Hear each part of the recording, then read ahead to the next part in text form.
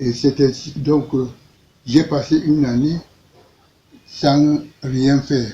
Ouais. Et donc l'année 48, 47, 48, je suis donc rentré de nouveau au cours moyen deuxième année. Ok. Mais cette fois-là, à l'école régionale à Edea. Très bien. Bon, là, c'était pour l'administration. Et c'est de là donc que j'ai fait le concours d'entrée en sixième pour le collège moderne, le collège classique et moderne mixte de Yaoundé et le collège pour à Kongsaba. J'étais reçu aux deux. Wow. Alors j'ai choisi d'aller à Yaoundé. Très bien. Et nous avons donc commencé à Yaoundé l'année 49-50. Très bien. En ce qui concerne mes camarades, je vais citer quelques-uns qui étaient de ma classe. Par exemple, j'étais avec, ce n'est pas parce qu'il est général aujourd'hui, j'ai été avec Semengue. Très bien. Pierre Semengue. Ok. J'ai été avec Montbet, Oui. Labaremar. J'ai été avec Njeb Benjamin, qui est devenu procureur général et puis il est devenu maintenant avocat, il venait de mourir. Il y avait beaucoup de personnes et pendant que j'étais là, j'ai été avec le président Njifendi, Nyaki Njifendi. Bon, il était en cinquième, je faisais la sixième. Donc, il y avait beaucoup. Et papa, est-ce que tu te rappelles de tes maîtres de l'école primaire ou tes professeurs? Est-ce que tu te rappelles de certains, des noms, je sais pas? Oui, l'école primaire, c'est-à-dire dans la primaire, c'était Laurent Mongo. Laurent Mongo, c'est-à-dire à Enfantin. Oui, Enfantin, oui. Laurent Mongo et Ngene Marc. Ngene Marc, c'était le grand catéchiste. Et c'est lui qui a commencé à m'enseigner. Il y a Mayemi et Mathias, qui est à Iseka, qui est un grand propriétaire terrien à Iseka. Et puis, il y avait Abamba Belobo, qui m'a enseigné pour moyenne deuxième année. Il y avait également non, il y en a, mais Il y en a beaucoup, ouais, c'est déjà très bien, papa. Vraiment, tu as vraiment une très très bonne mémoire. Bon, au lycée, on avait, c'est-à-dire, Génieux qui nous enseignait l'anglais. Il y avait Madame Bédu qui nous enseignait l'histoire. Il y avait Monsieur Mathieu aussi, qui est devenu l'intendant universitaire pour la nourriture, ainsi de suite. Et puis il y avait M. Nganko Amos. Oui. Qui était venu le premier noir à servir comme cadre à l'époque. C'était Nganko Amos. Alors. Ainsi de suite. J'ai connu, par exemple, Tchalam Congo, qui est devenu ministre plusieurs fois. Oui. J'ai connu Andjé Tchungi, qui on faisait toujours, on était ensemble. Et puis, il y avait le François et un Yapasa qui était grand, qui est devenu un grand pharmacien, ainsi de suite. Ce parcours scolaire brillant ne lui aura cependant pas épargné ni les épreuves ni les tribulations. Il va tour à tour perdre Agathe, sa sœur cadette, puis Marie-Thérèse, sa grande sœur, avant de perdre Joseph Belebichoka, son frère aîné, devenu entre-temps paralysé des suites d'un accident vasculaire cérébral. Malgré sa maladie, ce dernier sera le seul de ses frères utérins à pouvoir se réjouir de son succès au BEPC. Des témoins de cette période racontent qu'il en était si fier que malgré ses difficultés d'élocution, il n'arrêtait pas de marmonner ce seul mot à l'annonce de la réussite de son jeune frère, Bérevet, Bérevet, Bérevet. Malheureusement, il mourra quelques années plus tard sans laisser la progéniture de même que ses deux autres sœurs. Cependant, il aura l'occasion de s'occuper de sa mère adoptive, tant et si bien que celle-ci n'aura de cesse de lui demander pardon pour sa dureté envers lui. Elle lui avait notamment coupé les vivres lorsqu'il avait décidé de poursuivre ses études après l'obtention de CEP, estimant qu'il n'a pas voulu travailler directement pour éviter qu'elle n'en profite. Mais papa Étienne, lui, répétait toujours que malgré tout, il ne serait arrivé à rien si elle ne l'avait pas recueilli, fût-ce à contre-cœur. Parmi les épisodes tragiques de la vie de l'enfance de papa Étienne, il y a la disparition de sa sœur aînée, Marie-Thérèse, qui lui envoyait par train des provisions, mitumba, bâton de manioc, 2 fois par semaine, le vendredi et le mardi. Un mardi, en recevant son paquet, on lui transmet le message de sa sœur qui lui demandait d'être économe parce qu'elle ne se sentait pas bien et ne savait pas si elle serait en mesure de l'approvisionner le jeudi suivant. Effectivement, le jeudi suivant, il ne reçut aucun colis et le mardi suivant, c'était plutôt le décès de sa sœur qui lui avait été annoncé.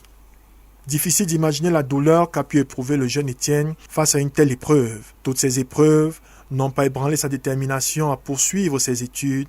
Après l'obtention de son BEPC en 1954 et toujours pas admis à l'internat, il décide d'entrer dans la vie active. C'est enfin le bout d'un tunnel de plus de 2 décennies de souffrance. Après des débuts difficiles, c'est le début d'une riche carrière administrative qui va le conduire du statut de journalier à celui de haut fonctionnaire de l'administration camerounaise. De 1954 à 1959, il est adjoint administratif auxiliaire à Yaoundé puis à Garoua. De 1959 à 1962, il passe le concours de recrutement des greffiers adjoints, fonction qu'il exerce dans les tribunaux de Konsamba et de Douala. J'ai obtenu le brevet en 1954. Bon, et comme je n'avais pas de soutien, j'ai dû donc me retirer pour chercher du travail. J'en ai trouvé aux finances, comme on appelait à l'époque les finances. Et on m'a recruté comme adjoint administratif auxiliaire au bureau de l'appurement et du contrôle. J'ai travaillé là pendant 1 an et demi et sur les problèmes religieux parce que jusque-là, les témoins de Jéhovah étaient considérés comme étant des UPCistes, alors que les UPCistes de combattaient, l'administration aussi de combattait, on m'a mis dehors. Finalement, je suis revenu, ils ont eu pitié, ils m'ont donc dit si je pouvais travailler en bourse, j'ai accepté. Et c'est ainsi donc qu'on m'a affecté, on m'a repris pour m'envoyer à Garoua. Wow. Je suis allé donc à Garoua le 6 février 1956. J'ai travaillé à Garoua pendant pratiquement 4 ans. Et de Garoua donc, j'ai vu des offres qui étaient données par l'université de Dakar, qui formait les comités d'administration, ainsi de suite.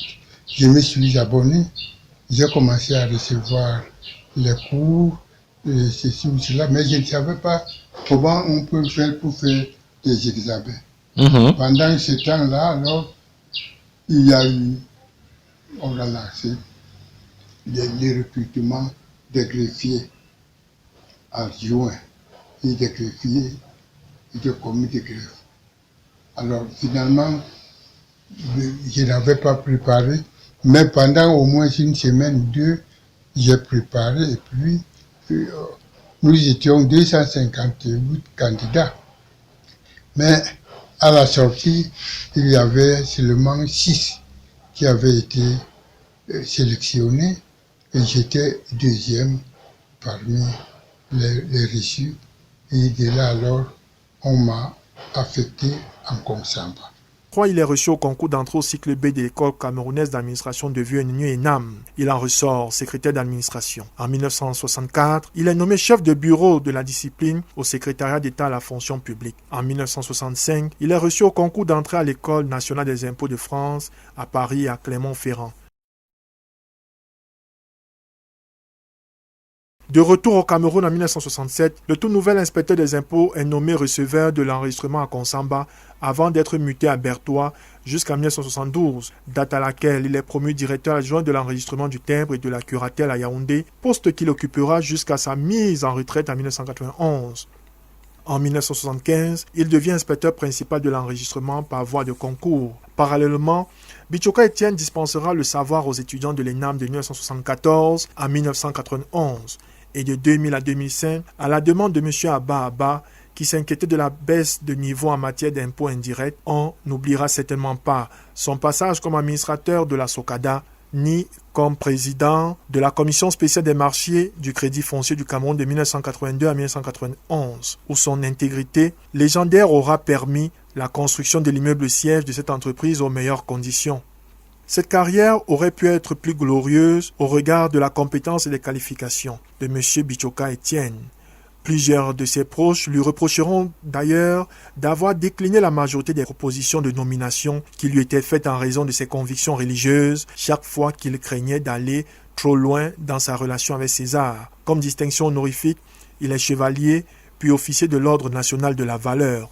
Son départ à la retraite marquera le début d'une seconde carrière de consultant et de chef d'entreprise dans les domaines de la fiscalité et de l'expertise en marché public notamment. D'abord consultant senior en fiscalité au cabinet comptable NIEC de 1992 à 1996, avant de devenir conseiller fiscal agréé et directeur du cabinet fiscal Etienne Bichoka et directeur général du cabinet d'expertise et de services.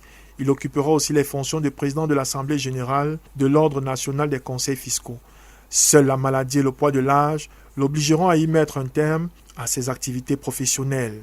Dans le domaine des études académiques professionnelles, il obtiendra tour à tour 1947 certificat d'études primaires élémentaires, 1954 brevet d'études de premier cycle, 1962 à 1964 capacité en droit à l'université de Yaoundé, 1965-1966 diplôme d'études administratives premier et deuxième degré de l'université de Dakar, 1965-1967 diplôme d'inspecteur des impôts l'école nationale des impôts de France, 1977 lauréat de l'examen professionnel du premier cycle de notaire à Yaoundé, 1980 diplôme d'études universitaires générales, Université de Yaoundé, 1982 maîtrise en droit des affaires, Université de Yaoundé, 1984-1985 diplôme d'études supérieures spécialisées d'ESS en administration fiscale, Université de Paris Dauphine France, 1988 diplôme en management public en primat et gestion des ressources humaines ISMP. En dépit de son enfance environnée de culture patrimoniale, la vie du patriarche Etienne Bichoka sera très marquée par la spiritualité chrétienne. D'abord fervent catholique qui maîtrisait par cœur la liturgie latine, il adhère à l'association chrétienne des témoins de Jéhovah dont l'engagement a été mis à l'épreuve de nombreuses fois. C'est ainsi qu'il a arrêté à Konsamba en mars 1970 dans le sillage du procès de la Sainte Croix, plus connu sous le nom de l'affaire Ndogmo, qui était accusé de déstabilisation du régime en place au travers de la religion. Il sera convoqué et auditionné devant les autorités administratives locales pour s'expliquer de son refus de prendre part au vote en droite ligne avec les prescriptions des témoins de Jéhovah. Le régime politique de l'époque jugera cette attitude suspecte et subversive. Il sera arrêté et incarcéré dans les locaux de la BBM à Douala en compagnie d'autres prisonniers politiques majoritairement ipécistes. De faire la lessive. Et lui, en ce moment-là, il était receveur de l'enregistrement, était un peu de la curatelle. Leur bureau était à côté de la maison de mon oncle. Quand il passe, il me voit. Il part au bureau. Après, il ressort, il me trouve en train de laver les habits. Alors, il m'interpelle, il me dit que voilà, quand il m'a vu, ça lui a dit quelque chose. Parce que quelques années plus tard, peut-être 1 ou 2 ans plus tard, plus tôt, c'est plus tard plutôt. Donc il m'avait vu dans une sorte de royaume, j'avais été présenté par le frère Mandingo. Alors c'était à quelle occasion? J'étais partie en Konsamba sur ma tante en vacances. Et comme toujours, j'allais à la salle du royaume. Alors lui aussi, il avait dit à ce frère Mandingo, il avait dit qu'il avait besoin d'une femme. Alors le frère Mambingo lui a dit que, bon, qu'il essaie aussi de passer dans sa congrégation. Et à la sortie de la congrégation, de la réunion, il va se tenir à la véranda, à la porte de l'entrée de la salle. Toutes les sœurs qui vont saluer avec énergie là, ce que sont les sœurs qui sont libres. Celles qu'il va voir, il salue mollement, ce sont celles qui sont déjà occupées. Alors quand je suis arrivée dans la salle, dans cette salle du royaume, j'ai eu à causer, à converser, je leur ai dit que j'étais fiancée, que mon fiancé était en Côte d'Ivoire. Donc ce qui fait donc que quand le frère m'a salué comme il lui avait dit. Il a donc immédiatement compris que j'étais occupée. Mais quand même, après avoir terminé la réunion, il revient encore, il lui dit que mais il y a une sœur là qui m'a beaucoup intéressée. Mais il a dit, je t'avais dit non, que celle que je vais faire comme ça. Donc tu as vu comment je me suis comportée à ses côtés, pour ce qui la concerne. Donc elle est occupée. C'est comme ça donc on ne se sépare. Moi, il n'était même pas au courant. Si elle ne m'avait pas dit ça ce jour, je ne saurais pas. Donc maintenant, quand il me trouvait chez mon oncle là, il part au bureau, il revient, il me demande donc, ceux-ci donc déjà mariés. Ah, j'étais dépassée. Bon, par la suite, je lui dis que non. Mais il me dit que parce qu'il avait été au courant comme ça, il dit oui, c'était ça, ça n'a pas marché. Il a donc compris que son plan avait réussi. C'est comme ça qu'il est donc reparti à la maison. Après, il est revenu. Il me dit que, comme tu vois là, je viens comme ça parce que je vais t'épouser. J'étais dépassée. Que tu veux parler du mariage, tu lui dis directement, je vais t'épouser. Et j'avais ma maman aussi qui était là, avec moi. Quand il est parti, j'ai fait part à ma maman. Maman a dit, moi-même, je suis d'accord. Mais c'était terrible. Bon, je ne peux pas aller trop en détail. Bon, immédiatement, on en a parlé. C'est comme si c'était un mariage donné par jour, parce que c'est tout le monde qui était d'accord, sans même aller plus loin. Puisque mon oncle, là, ils étaient ensemble, ils se connaissaient. Donc, il l'appréciait. Donc, c'était un bon témoignage de notre part. C'est ainsi que, c'était en 1968, mais je ne me rappelle plus bien le mois. C'est ainsi donc on a commencé les fiançailles, mais les fiançailles n'ont pas mis long parce que lui voulait déjà se marier. C'est ainsi donc le 8 février, on s'est mariés. Donc après notre mariage, on a fait que moins d'un an, parce que quand je me suis mariée, immédiatement j'ai conçu. Et j'ai accouché le premier enfant le 17 novembre 69. Donc pendant que j'ai accouché cet enfant, j'avais eu des problèmes, on me disait que mon lait n'était pas bon. Donc il fallait seulement que l'enfant prenne le biberon. Ce qui fait qu'immédiatement après, j'ai conçu 4 mois après. C'est là où je conçois la grossesse de Francis. Donc pendant que j'étais enceinte au début, on l'arrête. On l'arrête comment? Il était responsable de l'enregistrement et timbre de la curatelle en Consamba. Donc on l'interpelle pour vouloir lui confier le bureau de vote. C'est là où il fait donc part de sa foi qui ne lui permet pas de le faire. On lui dit, mais toi tu es haut fonctionnaire et tu dis que tu ne votes pas, et tu ne peux pas voter. Alors on lui dit, si dans ce cas, on va sûrement faire ce qu'on doit faire. Bon, mais quand même, on l'a compté à la maison parce que le jour là, c'était au bureau qu'on l'a interpellé. Il a dit que non, moi je n'ai pas encore mangé. C'est là où il arrive à la maison. Je laisse à eux tous la nourriture et la boisson. C'est après, donc, ceux-là qui l'avaient accompagné me disent, bon, on arrive quelque part, alors qu'on l'a mené à la BNM.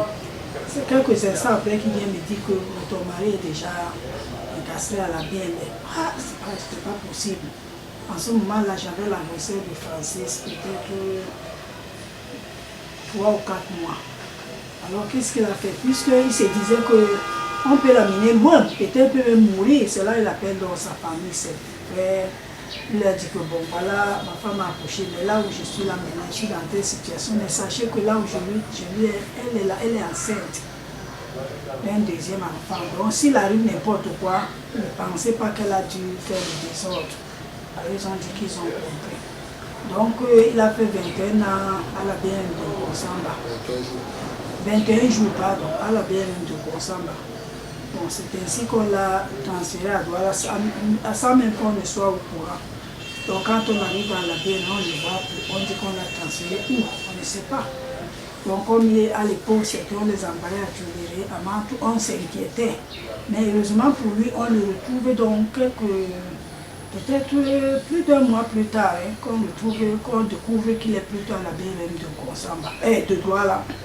Alors c'est ainsi donc que ma maman a commencé à s'occuper de lui, et ainsi de suite.